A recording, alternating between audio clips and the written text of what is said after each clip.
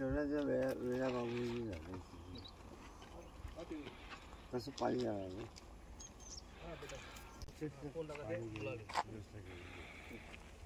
आपलं इस्टिमेट होतं 60 क्युसेक काय आणि आपण जे 160 क्युसेकची कॅपॅसिटी पुन्हा कोरडा पडला काय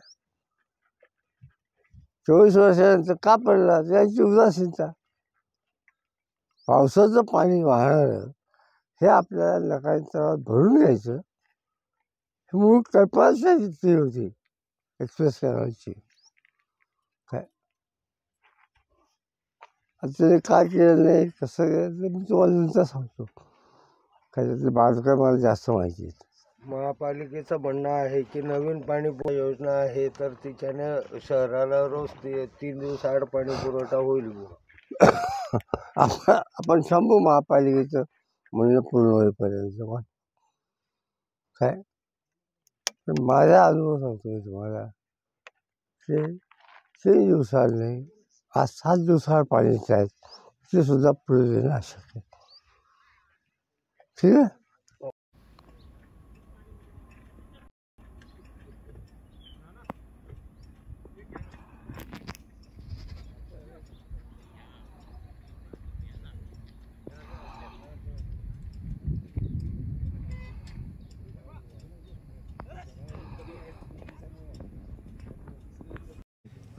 पाणी तेव्हाही सोडलं आता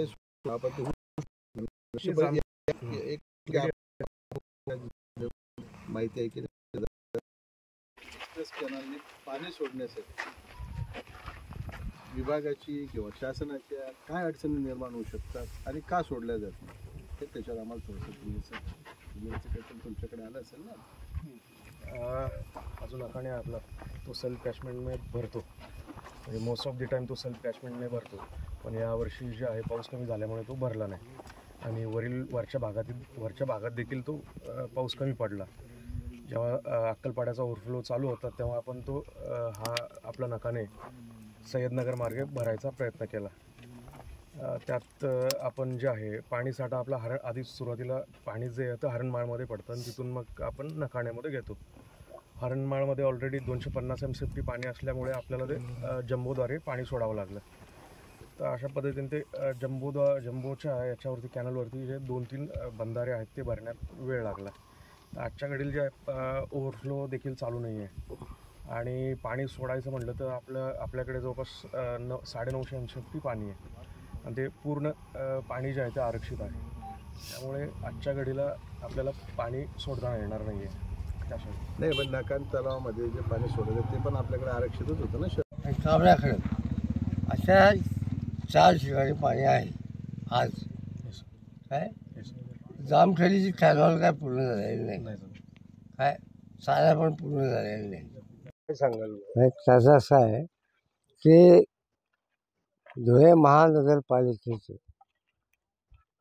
धुळे शहरातल्या नागरिकांप्रती काय असलेली उदासीनता काय यातून आपल्या लक्षात आले. काय धुळे शहरामधल्या या नकाने तलावामध्ये इरिगेशन डिपार्टमेंटकडनं मागणी करायला पाहिजे त्यांनी पाण्याची. आज सकाळी त्यांनी इरिगेशन डिपार्टमेंटला 1 MCFT सुद्धा पाणी मागितलेलं नाही. ते जे बाहेर सांगतात त्यावेळी 50 MCFT मागितलं. त्या कार्यकारी अभियंत्यांना त्यांनी 1 MCFT सुद्धा पाणी मागितले. तोंडी मागणी करून कशी चालेल. काय हा काय आग्रवाच्या व्यापाराचा व्यवहार आहे का दिले घेतले. काय त्यांना अजिबात सिरियसनेस नाही गांभीर्यच नाही त्यांना. काय आणि आज बघितलं तुम्ही तलाव सगळा कोरडा पडला. काय या तलावामध्ये त्यांना हल्लामाचं गेट उघडं करून त्यावेळेला सुद्धा पाणी आणता आलं असतं.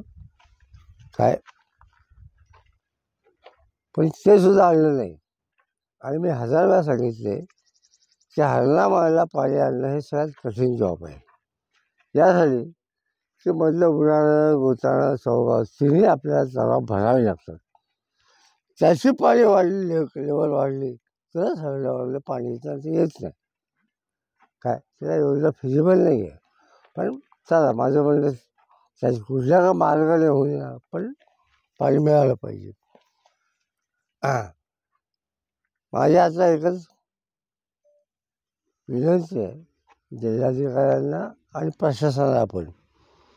एक तर पहिली गोष्ट की ज्या ज्या ठिकाणी गाळ साचला आहे त्या सगळ्या ठिकाणचा गाळ काढण्याचा त्या भागातल्या शेतकऱ्यांना तुम्ही एनब्लॉक फवारणी देऊन टाका. आणि त्याच्यामध्ये फॉरेस्ट आहे, रेव्हेन्यू आहे, इरिगेशन आहे, या भानगडी करू नका. आता परिस्थिती गंभीर आहे. आणि नकाळी तलावामधला करण्यासाठी तातडीने तुम्ही काहीतरी कारवाई करा शासकीय पातळीवर. काय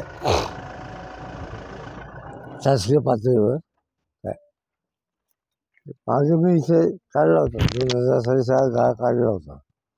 काय त्या लक्षावधी लंपर मी गाळ काढला, पण त्यानंतर काय कोणी केलं नाही. त्याला परमेश्वरांची एवढी बुद्धी दिली तेव्हाच तो विचार करते.